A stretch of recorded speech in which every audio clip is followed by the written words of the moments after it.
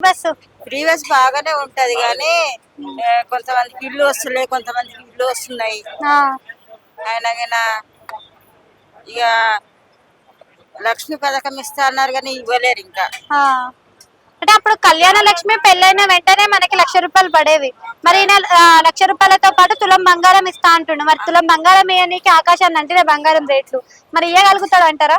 ఇవ్వరండి, వాడు ఇవ్వరు ఇక. ఇయ్యడిగా. ఇవ్వరు. ఫ్రీగా వచ్చిన ఫ్రీ బస్ గానీ ఫ్రీ కరెంట్ గానీ అసలు మంచిగా ఉన్నాయి ఆ పథకాలు? మంచిగా ఉన్నాయి కానీ కొంతమందికి ఇబ్బంది అవుతున్నది కదా, చాలా మందికి. తీసేయాలంటారా మరి? తీసారు.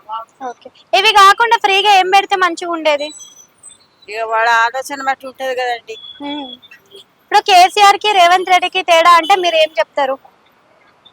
ఇక ఆయన బీదవాళ్ళకి కొంచెం చూసుకుంటారు, ఇంకా కొంచెం చూసుకోలేదు. నేను చూసుకుంటలేదు.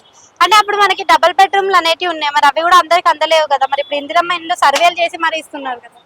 అవును అన్నారు కానీ అందుకోలేరు కదా. ఓకే. కేసీఆర్ గారు ఉంటే నీళ్ళ సహకారం మంచిగా వచ్చేసింది.